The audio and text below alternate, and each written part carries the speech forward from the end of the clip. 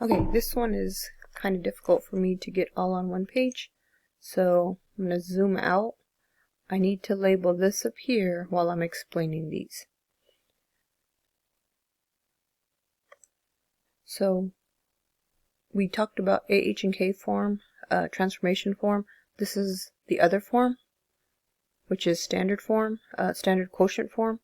So in this form, notice I have an x on the top and on the bottom. These are two linear equations, or linear expressions that are being divided. So there's nothing on the outside, and there's x's on the top and the bottom. So in this form, we are able to still identify the asymptotes, but we're also able to identify the intercepts. So the intercepts and the asymptotes is what we find in standard quotient form. So we're looking at these numbers right here, the A, B, C, and D. The x's and the y's stay. Okay, so the vertical asymptote, if you remember from AH and K form, was the denominator. It's the same thing here, but this time you'll probably have a number in the front. So to get the vertical asymptote, that happens when the function is undefined.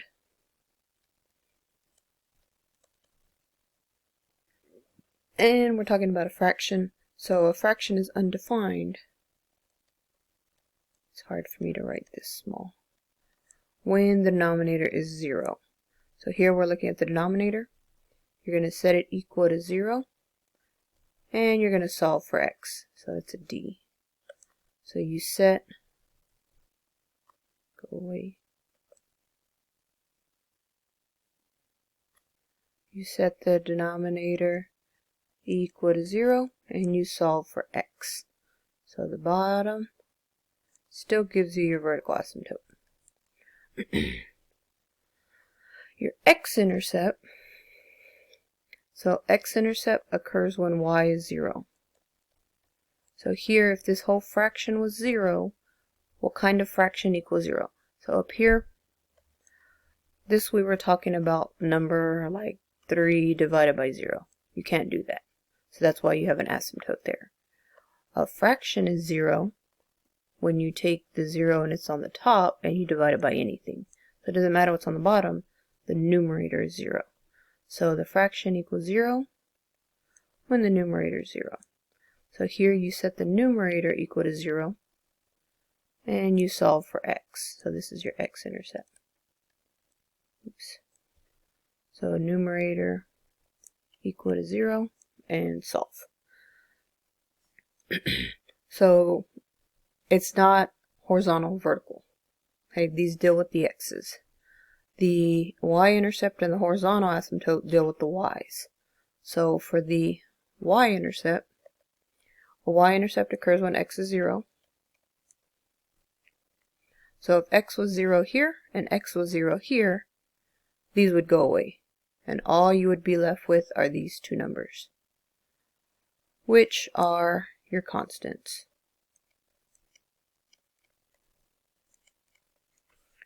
Alright, so to get your y-intercept, basically you ignore the x's and you just look at these two and divide them.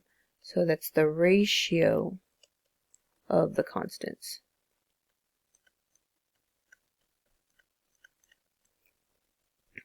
Which is just b over d. So the y-intercepts, I'll go back and do these. The y-intercepts and the x-intercepts you write as coordinates. So this one you would write as 0 and whatever b over d is. That's a d. You divide these two numbers. The numerator, or sorry, the x-intercept you would write as x, whatever that number is, when you solve, 0. And vertical asymptote you write as an equation, x equals whatever that number is when you solve for x here. So that number. So make sure asymptotes are equations and intercepts are points. Alright, and then finally the horizontal asymptote. So again, this is going to be a y equals equation. Now there's 3 possible cases for this, and it depends on the type of polynomials. So linear, quadratic, cubic, which look at the highest degrees, which are your exponents. Eventually we'll get to where exponents are 2 and 3. Right now they're just two linears, which means the exponents are both 1. When they're the same, then you look at the two numbers in the front. So these are called leading coefficients. So the leading coefficients give you the horizontal asymptote.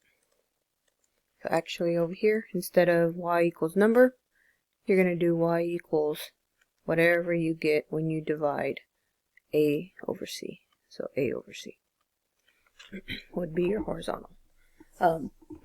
And really that's all we're going to do here. We find those and then we just sketch the graph from there. So graphing, I'm not going to make you do very often, but this you will have to do all the time. Okay, you have to be able to identify the 4. Okay, so let's see an example of where we do all of these. So again, the graph's not that important. I'm going to plot them here, but I want you to focus on how to get the values. Okay, so if you look back at the top, the vertical asymptote is when the denominator is 0. So that's this part right here.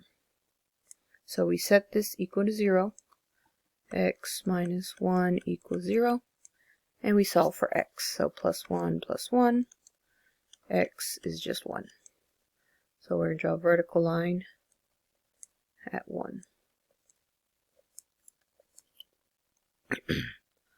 Now here's where it's not as obvious as you think it would be. It would be nice if the horizontal was the numerator. It's not. So if you look back at the top, the horizontal is the ratio of the leading coefficients. So y equals a over c. So those are the two numbers in front of the x's. Since they're both linears, the number in the denominator is 1. So we're going to do 4 divided by 1, which is just 4. So my horizontal is going to be 1, 2, 3, 4.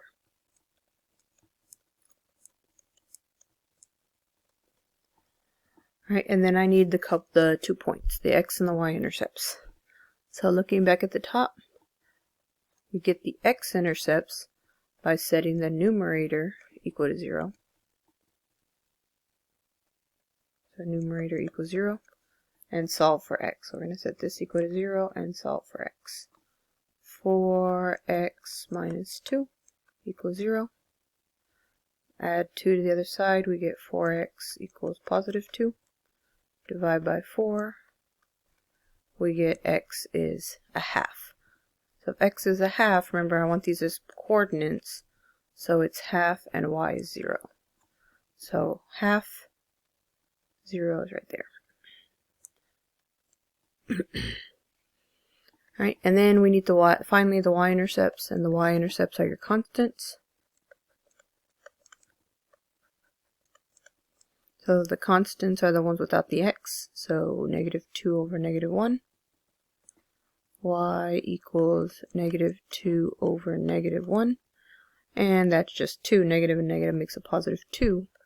But make sure you write as a coordinate. So y-intercept is x equal to 0. So 0, 2. These are still hyperbolas, so they're still going to be symmetric branches. So here's one branch over here. And the other branch is going to be up here opposite it. You can use the symmetry to get actual points, but really I just want to sketch the graph. So right here, since this one is down 2 over 1 unit away from the center, then I can get another point by going up 2 over 1 this way. And same thing, up 1 over 2 would also be a point. But I really don't care about the points up here. Just know that it's symmetric and you have 2 pieces. These are the 4 things I need. Okay, so once you have these 2, you can just sketch this branch and just know that the top one's over here somewhere. Okay, I don't need 4 points for these. I need 2 asymptotes and 2 intercepts. Okay, so let's just do one more where we're just identifying the critical values. We don't need to graph it. Okay, so the last one here with identifying. So I always say how to get them. So vertical, without looking back at your notes, tell me how to get the vertical. We set the denominator equal to 0 and solve. So here, negative x minus 2 equals 0. Solve for x. Negative x equals 2. Divided by, there's a negative 1 here. X equals 2 divided by negative 1 is negative 2. So negative 2 is the vertical. Now the x-intercept, so I'm going to kind of mix it up. X-intercept is when the numerator equals 0. So set the top equal to 0 and solve for x. Negative 2x plus 1 equals 0. Minus 1 minus 1. Negative 2x equals negative 1. Divide by negative 2. Negative 1 divided by negative 2. Negative into negative makes positive 1/2. So x equals positive 1/2. But remember, we don't write it like that because that's a line. We want a point, so 1/2, 0 is the x-intercept. Okay, horizontal asymptote. Horizontal are your coefficients, the ratio of your leading coefficients. So y equals the negative 1 here, negative 2 over negative 1. And that makes a positive 2. Negative, negative makes a positive. Okay. It's not always the opposite like this. That's how it came out to be here, but yeah, that's not a thing. Don't assume you got, if you know one, you got the other. Alright, and then finally the y-intercept are your ratio of your constants. So those are your last two numbers without the x. So y equals 1 over negative 2, which is just negative 1/2, but you write it as 0, negative 1/2. And again, it's not always the opposites. Don't think that that's what it's going to be. Okay, so that's identifying in standard quotient form. Identifying the critical values in standard quotient form.